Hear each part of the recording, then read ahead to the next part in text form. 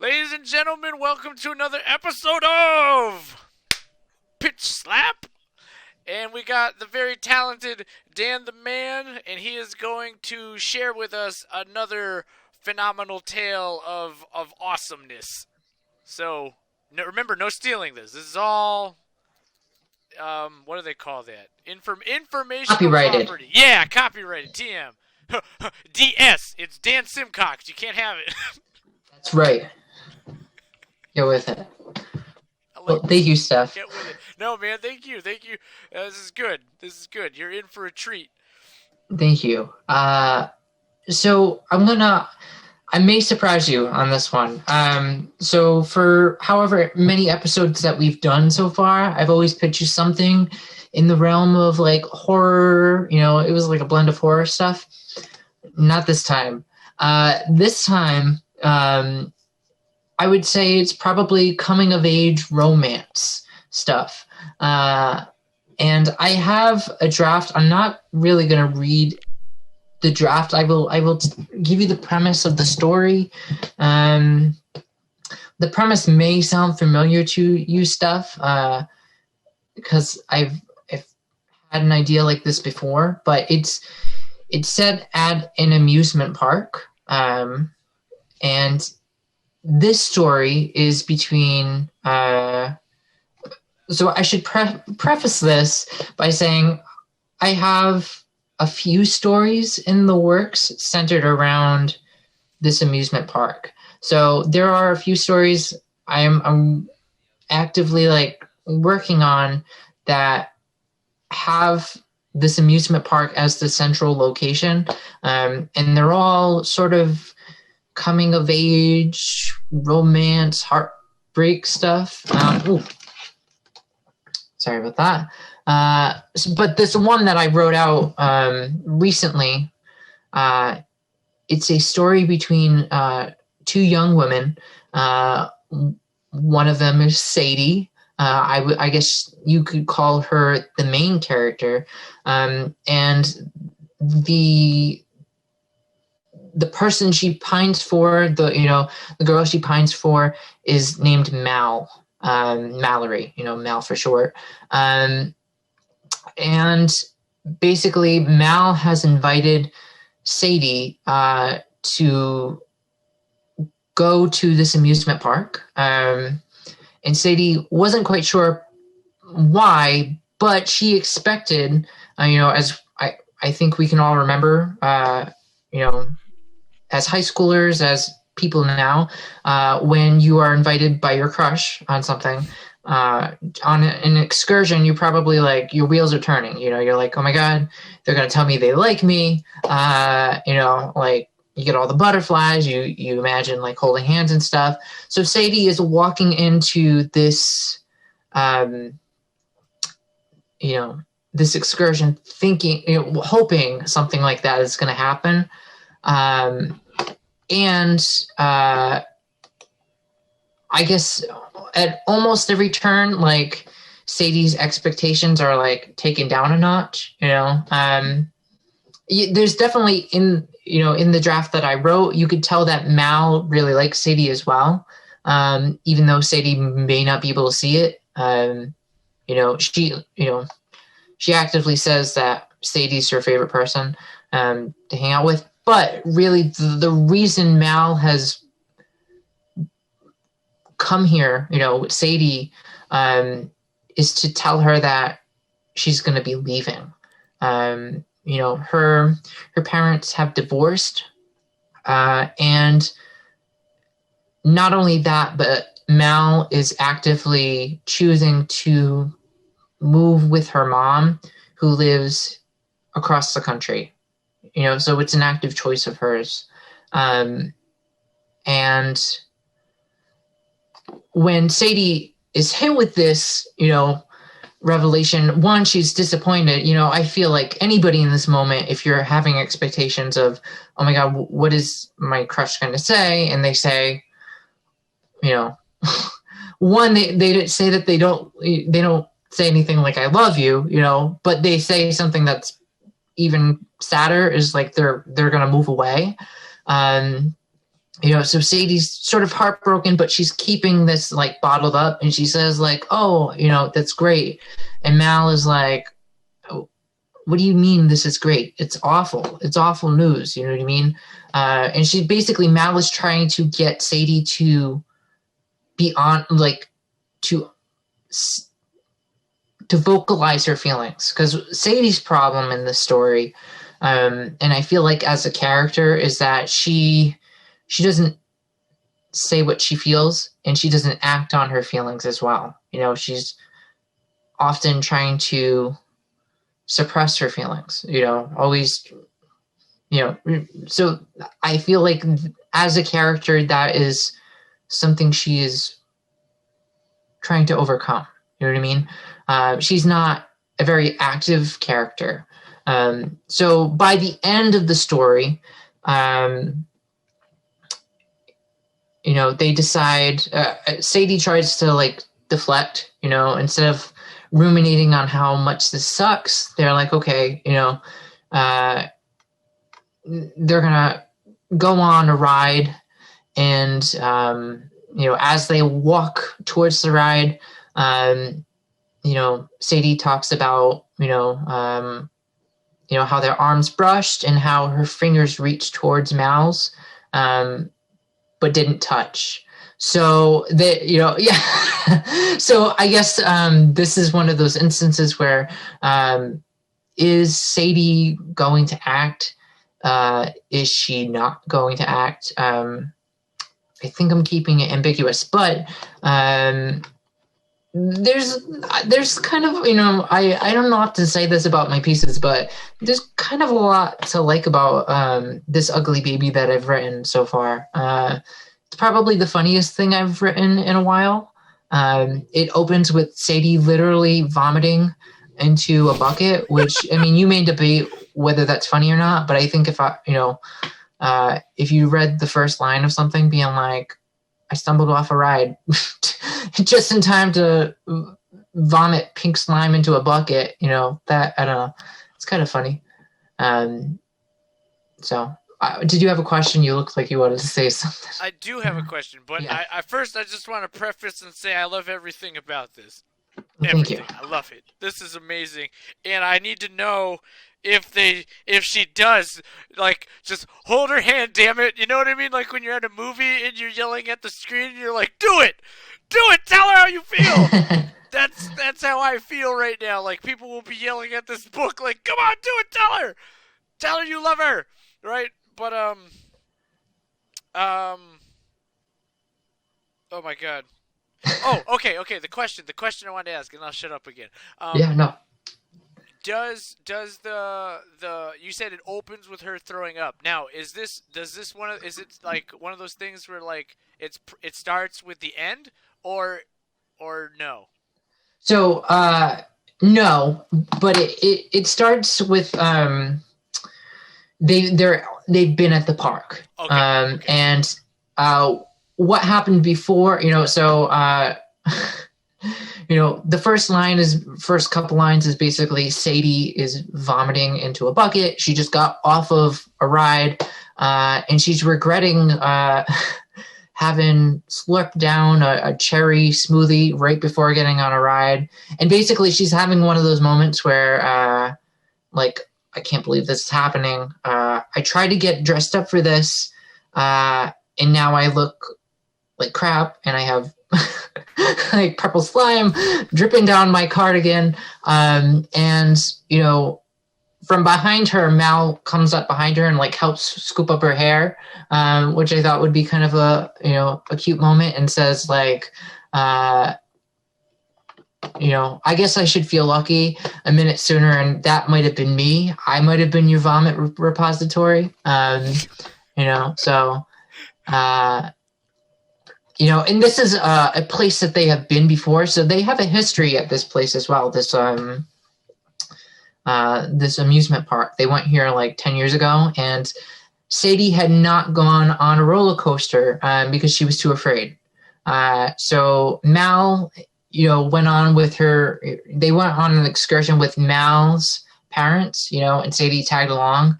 And Sadie didn't go on any rides because, she was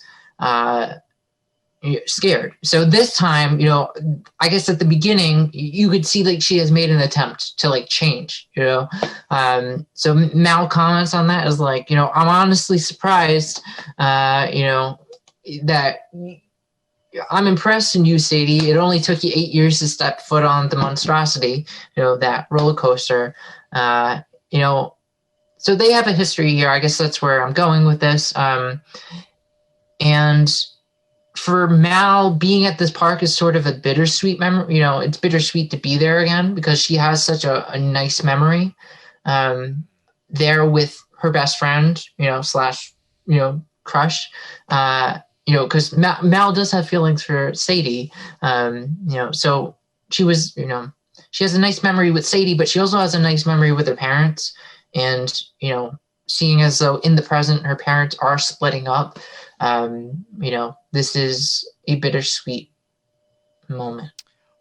And I think that ties like to what you said, right? Where Sadie feels constantly let down, right? Like she's not noticing the subtleties of like how Mal does like her and is trying to show her while not totally putting herself out there, right? Because that's hard to do, right? It's terrifying actually to tell somebody, "Hey, I like you," right? Like more than just a friend, right? Like that can be soul crushing. So I feel that's universal, no matter who you are. So while you're saying Sadie feels constantly let down, I also find myself wondering, how does Mal feel?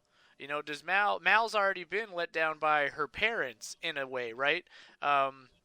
Because they've now split, right? That nice memory you reference, she's at the same park where all of them were, right? So now it's just her and Sadie, right? So two other people, part of that memory, are no longer there anymore. So it's like, look, it's just you and me in the park. I'd like I want to go, I want something to make it cool again, right?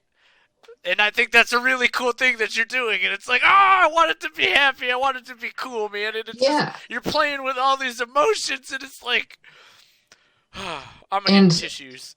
And I think you kind of hit the nail on the head there. Like Mal is going there not just to tell Sadie like, hey, I'm gonna be leaving, but because she wants to like make this a happy place again. Like she wants something to happen, but also there's conflict there as well because she has already actively decided to move. You know what I mean? Like that is something in the story that's not going to change. Right. So I feel like. I in my draft I have a note to the side being like, what's stopping these two from not saying anything? You know what I mean? Mal is actively not vocalizing her feelings, probably because she's trying to save Sadie's, from being heartbroken. You know what I mean? She's trying to leave with grace,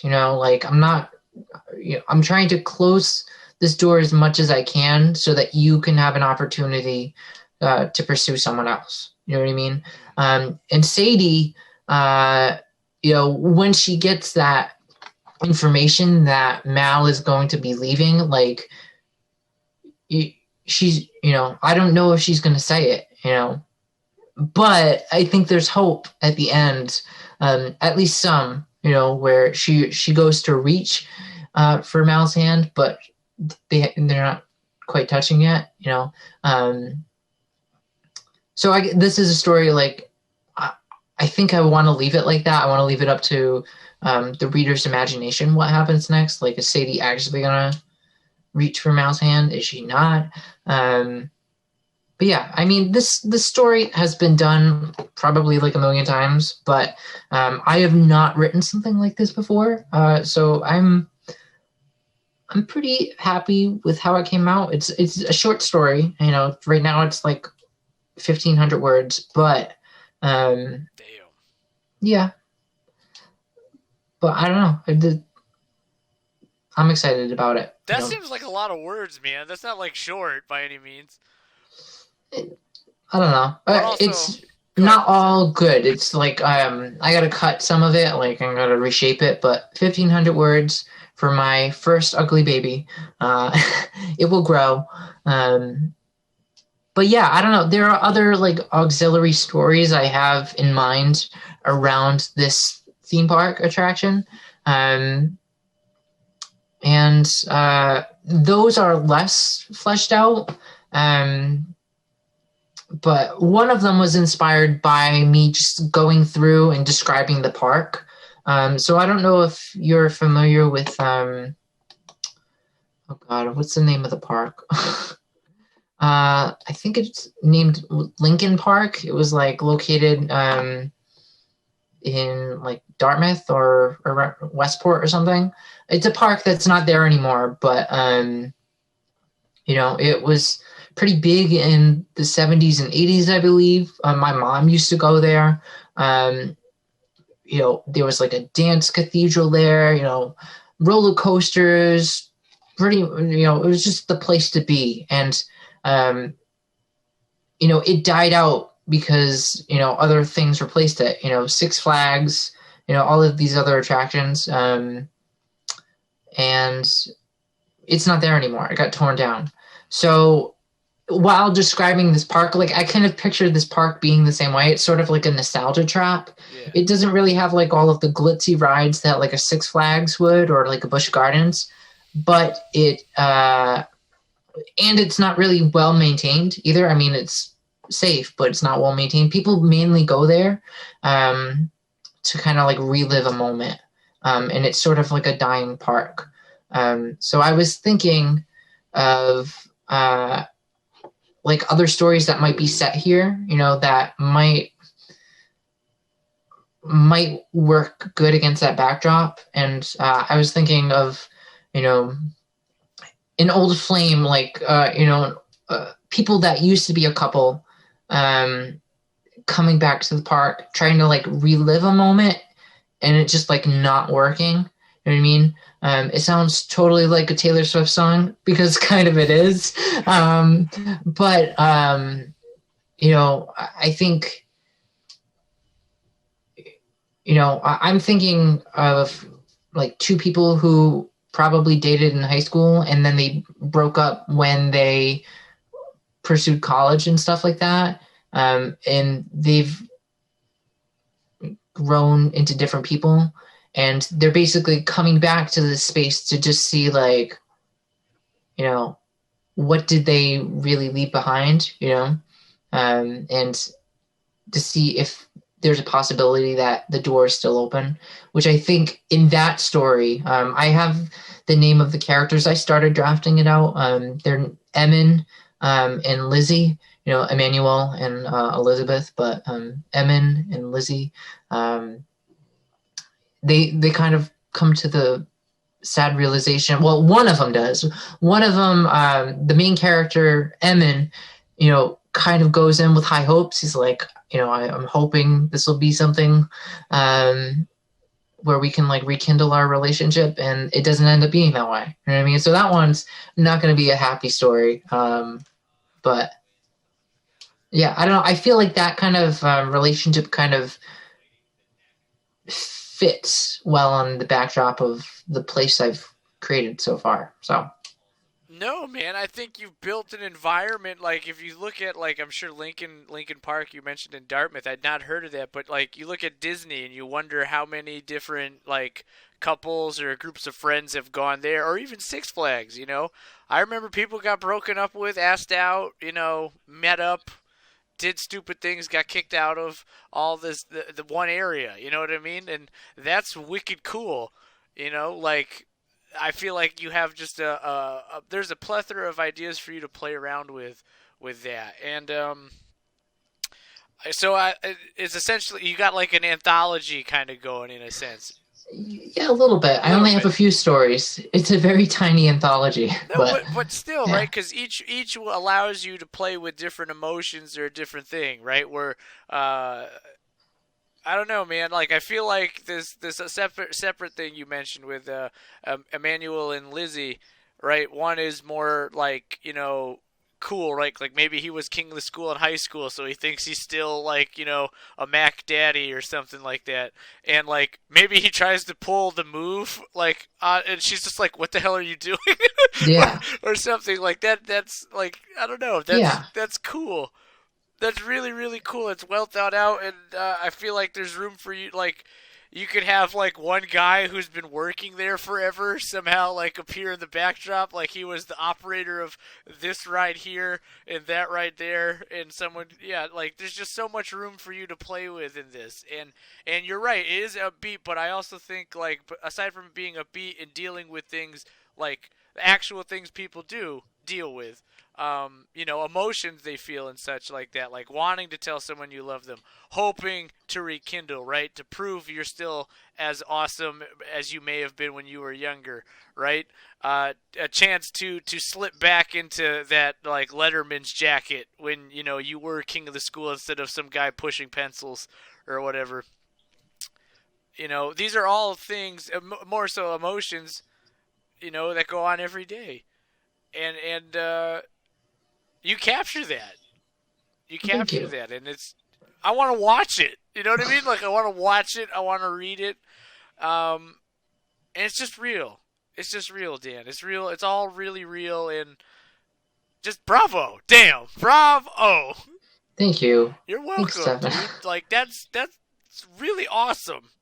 I hope there's more in this, anthology you're talking about, this micro anthology, however long it ends up being. But like, I think that's awesome. You found like it's like an amusement park MCU. You know what I mean? Like you've built this world, and now it's just like, okay, this section is here, this section is here. Like you're bringing different things to the forefront, and that's yeah. Thank you. Thank you, Steph. So I guess then, unless I don't, are you okay to answer some questions, or you still rolling? I am. Hit me with the questions. Hit me with the hard questions. So I guess no title. I have no title. I should have said that first. I have no title. You will find it as it comes, no doubt about it. I have a suggestion if you're interested in one. If she's not going on a roller coaster, maybe new heights in the relationship, new heights in whatever. Either way, it's out there. But when you sat down to write Mal and Sadie's story, Dan, what type of things like inspired you to kind of tell this kind of thing, like the unspoken, unspoken love, right? Moments that go unspoken, right? Where like people are putting the ingredients together, but perhaps it doesn't happen. So what inspired this story? And then I guess concurrently, when you were writing about Emmanuel and Lizzie, what got you thinking like, oh, sometimes a flame doesn't get rekindled? Like, what were your inspirations for both things? Well, I can tell you without shame that the inspiration for the latter story, the one between Emmanuel and Lizzie, was straight up a Taylor Swift song. Was it really? I'm not even kidding. Off of her newest album. Yeah. She has a couple of them. 'Tis the Damn Season and Coney Island. Okay. Yeah, so I don't know. I mean, you're a big Taylor Swift fan. I don't know if you've heard him, but I have not. I love Tay-Tay. Yeah. So if I can call you that, Miss Swift, you're amazing. Yes, Miss Swift, you are the inspiration for the latter story.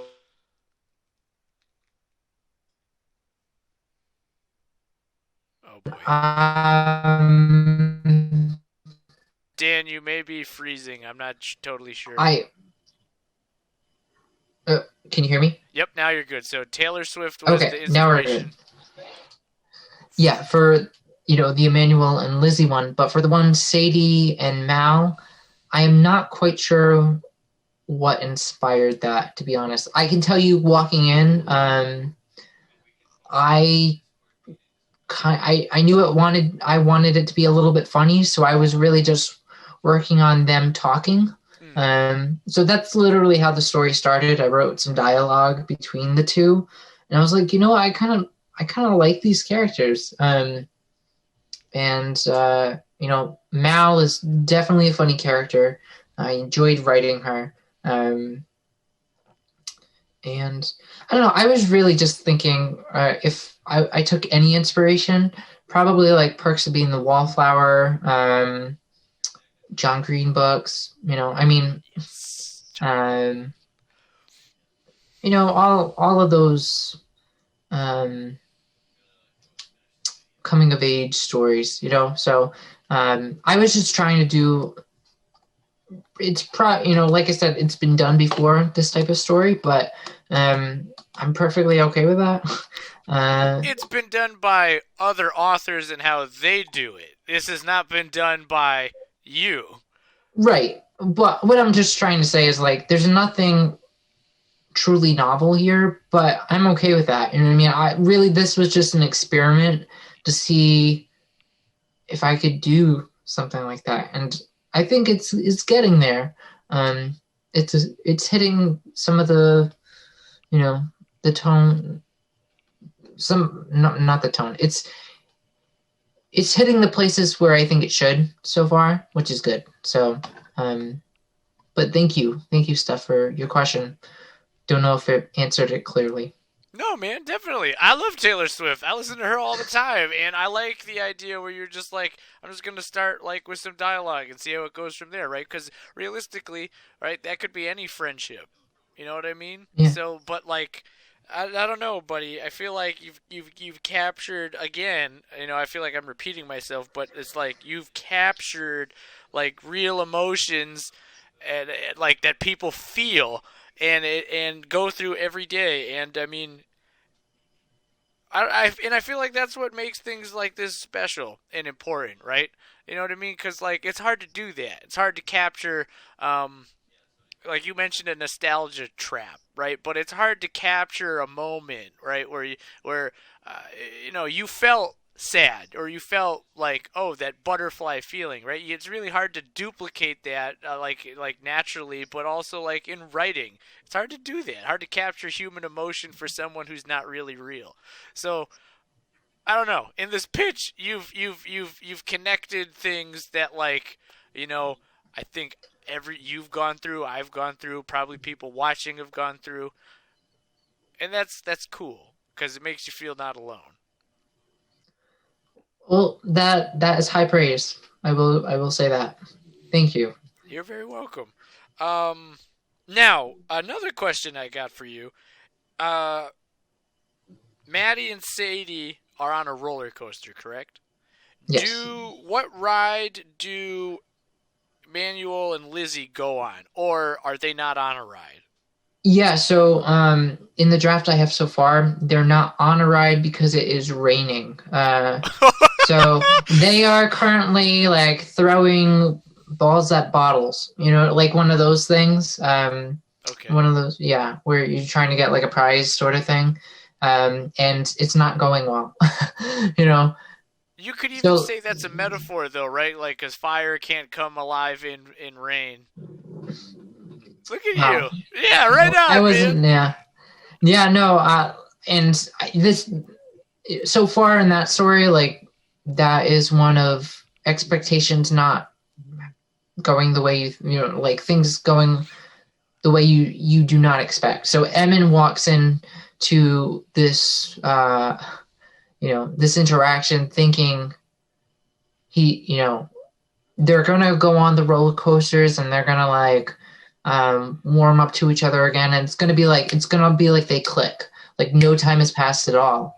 You know what I mean? And it's not what happens. You know what I mean? I feel like we all have experiences like that where we want things to go a certain way. We have like the most romantic ideal of how things will go, and almost always once we set our expectations that high, we never meet them. You know what I mean? So that could be like a common theme between these two is set your expectations low, kids. I don't know. Well, I guess it's just You'll like never get disappointed. I think it's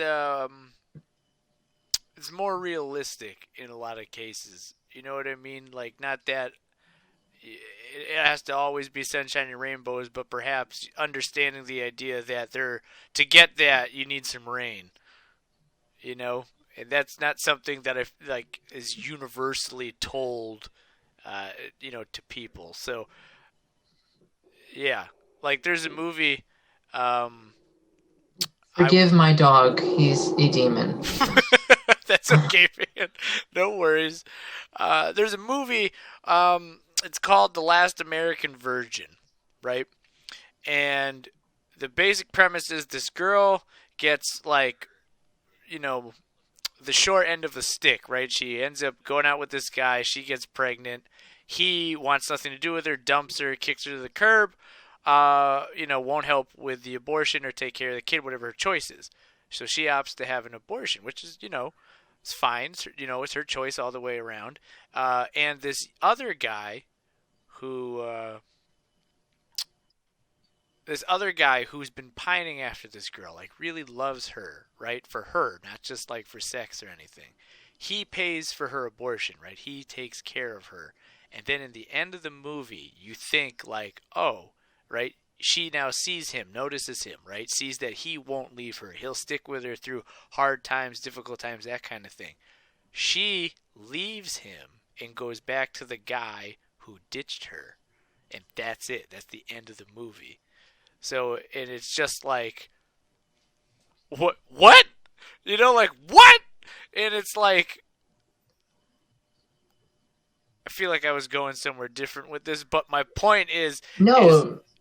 you have something similar to that, right? Like, it's another side of the whole coming of age tale, the whole romance tale, right? Like, because not every relationship ends up working out. Not all people who look good together or probably would be good together actually end up dating or actually end up together in general, right? Like when people are like, "Oh my God, you and so, like Barbara, you guys would be great together," but you're like in the back of your head, like, I have no intention of dating Barbara, right?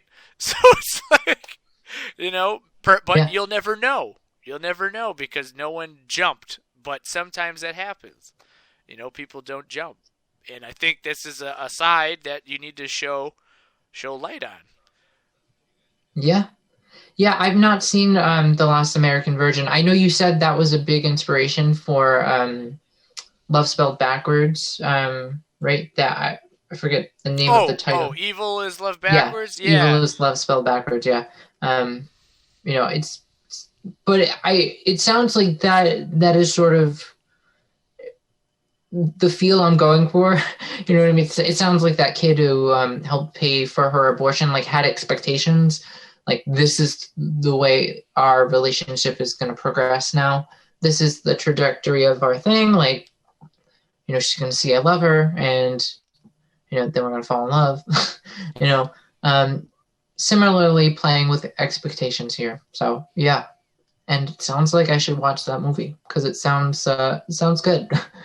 It's not a bad film by any means, but like it's just really sad. It's just really really Yeah. sad. But it sounds realistic, yeah. Definitely realistic yeah.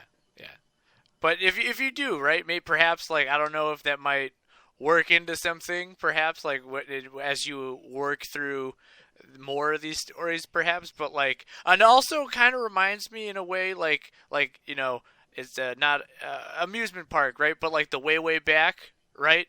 Oh, how could I miss that as an inspiration? Of course, I love that movie. Yes. Sorry. Continue. No, man, you're good. So, like, yeah, like it hit me. It was like, oh, it's kind of like that, like you wanted him, Pop and Lock, to get with, Anna Sophia Robb and for them to be a couple, and like they kiss, and like that's cool, and he finds confidence, which is awesome. But still, like that whole, I feel like there's room for like quirky characters and such within the world you're building and how you do it. Like this could be your way back. You know what I mean? Yes, I guess so.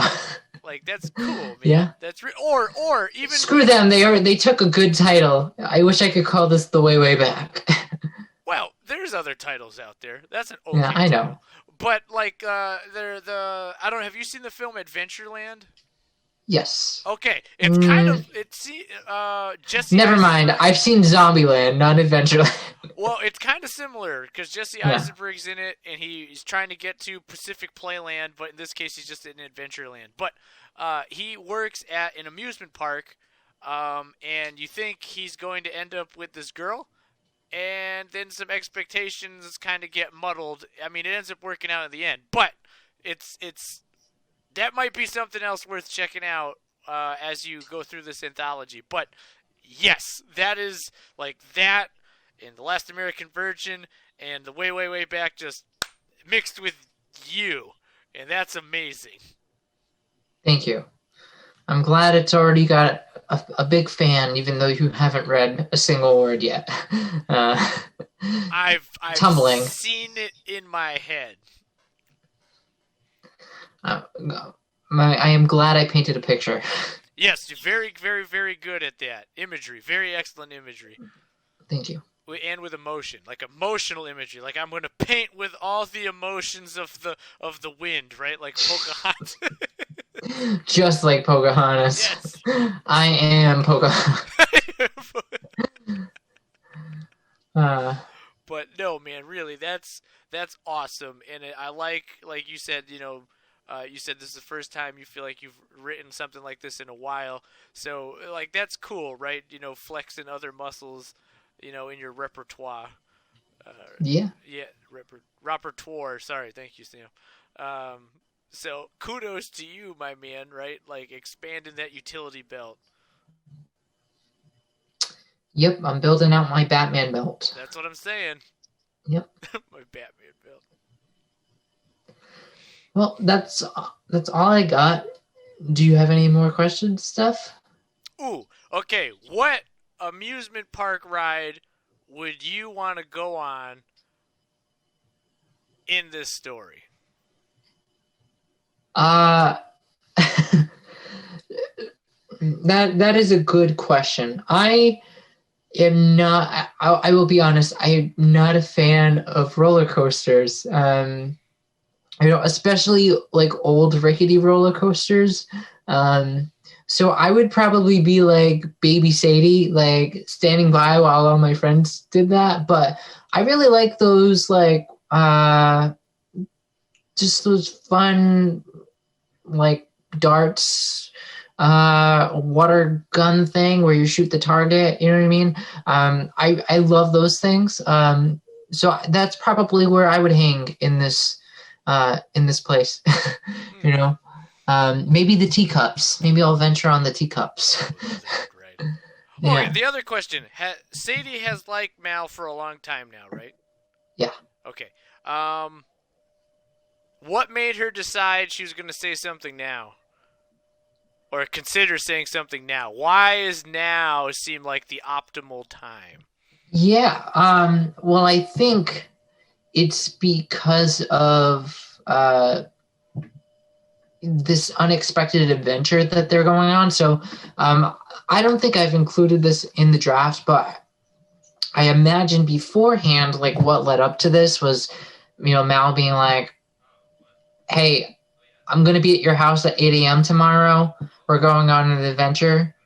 Be ready. You know what I mean? And like, not, Sadie being like, oh my God, what are we going to do? Like, I've not done something like this with Mal before. You know what I mean? And then when she gets to the amusement park, it's sort of being like, oh, I get it. We're revisiting happy memories. You know what I mean? So I feel like any novel experience probably like triggers that in Sadie. Like, oh my God, Mal's paying attention to me. Maybe this is gonna happen. So yeah, that's what I was thinking. I may have missed it. No, that's perfect. That makes sense. They are in high school, correct? So I have not put a year on them. I don't know if they're like still in high school or they are just out of high school. Okay. I think they are still in high school.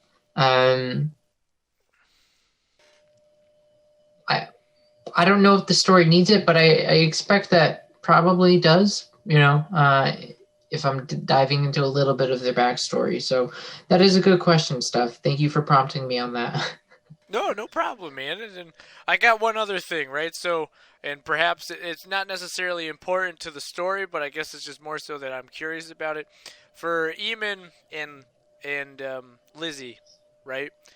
Now, I'm taking it, and you said Eamon is the one who seems more eager that things go a certain way, right? Like he's more hopeful that they fall kind of back into place. It's like they pick up where they left off. What does he do now? Now that he finds out that they're so what do you mean by now? Sorry, I guess what I'm saying is it seems to me, right, just based on your description, and I could be wrong. Yeah. But is he the type that, like, peaked in high school? You know what I mean? Where, like, things didn't really ever seem like they were as good as they were then? Is that the type of character he is, per se? Yeah. So I think internally he thinks he peaked in high school. You know, whether that's true of what like other people would say of him, right? Probably not. But I think him looking to rekindle his relationship with Lizzie is one way for him to feel like he is not a failure in some way. Like, you know, I don't know. I think you're right. By focusing on maybe his disappointment in other aspects of his life, you know, and trying to like, you know, get at least one part of his life like okay, you know. And I think once he finds out that, you know, this is not, I don't, you know, in the story draft I have so far, it's not done, but I don't know if Lizzie is going to be like, I don't like you. I think Eamonn is just going to get the general feeling. Like, he's not going to ask Lizzie out again. I don't think it's going to be like that. He's just going to get the general feeling that this was not going to work. You know what I mean? And I think that's probably more real to life too, you know? Because once once your expectations like get defied over and over again, like, oh, you're hoping for a good day to go to the amusement park. It's a bad day. You know, you're hoping that, you know, you're going to be able to carry conversations like this. It doesn't go that way. I feel like once you have all of these disappointments like snowball on each other, it's not going to culminate to Eamonn asking Lizzie like, hey, are you still interested in me? I think it's just going to end out with a fizzle, unfortunately. You know what I mean? Like, Emmons going to be just get the feeling like this was a mistake to even kind of set this up. But I also think, you know, as sad as that is, I think there is hope for Eamonn. Like, he is not a failure. You know what I mean? Which is maybe an aspect that I should explore. My dog is crazy. No, man, no worries. But no, I agree. The whole idea that like a person doesn't define how special or important you are, right? You know, that's something internal. But no, okay, cool. I was curious about him as a character. Right on, man. You know, and are you thinking of a third one or? Yeah, so I do, and those characters, I don't have names for them yet. I just have like a general idea of the park getting knocked down, you know, like getting closed, getting knocked down, and the older generation that saw it coming to existence and really like saw it thrive, kind of revisiting it as they watch it kind of tumble, you know, and, you know, try to reconnect with some of the memories that they had. And yeah, sorry about that. That one has sort of like the least plot so far, but I was thinking like there was this a camera crew, like a news crew, filming like people's reactions, like, oh, this park is going to get knocked down. This person was here, in 1980. Let's hear their story, and having someone on the news like tell their story, and like someone from home like watching it, and like recognizing the person, and like having sort of like one of those notebook moments where like it's a flashback moment. You know what I mean? Like, oh, look at this memory. That's So awesome, man. it doesn't really have a plot, but sort of a structure. Well, I think like The Office doesn't really have a plot, but it's amazing. You know what I mean? Like Yeah. that cool quick cam type thing. Like, no, man, that is a plot. That's awesome. It has a connectivity to it. Yeah. Well, That's thank you, real cool. Steph. Or you could have like an elderly gentleman, like just like I remember when I kissed Francesca Milnikowski on the slide, and then his wife is like, "What?" And then it cuts to like the next person. Oh, that's really funny. I like that. That's really cute. No, That's good. that's really cool, man. I like that idea. Um, there's a film that may be helpful with some ideas in that. I mean, obviously, The Office and Parks and Rec do that whole kind of, you know, cam. But it's by Edward Burns. It's called Sidewalks of New York, and it's Hmm. basically like a camera crew is just filming random couples and single people in New York talk about their experience. Or brief conversations with hideous men, which ironically John Krasinski did, where it's just dudes talking about their dating experience. Yeah, Yeah, but that's funny. that's real cool. Well, thank you for the inspiration to pull from, and thank you for listening. I know this has been a long conversation, but thank you. No, man, thanks for sharing. That's awesome. I look forward. I'm sure they look forward as well. But I definitely want to read it before they do. But uh, no, man, thank you very much. Yeah, you're Uh, more than welcome. so, guys, you heard it here first. There's more than one side of the rainbow, and if you're lucky enough to paint with the colors of the wind, you too can be Pocahontas. We should all be that lucky one day. Also, Taylor Swift, you're an inspiration, and Pitch Slap loves you. Yes, we owe you a lot. All right, tune in. We can't pay you, Miss Swift, but Please accept our gratitude. yes, Sponsor us. yeah, if only. But this has been an episode of Pitch Slapped. Join us again next week for another awesome episode. Thank you. Stay gold.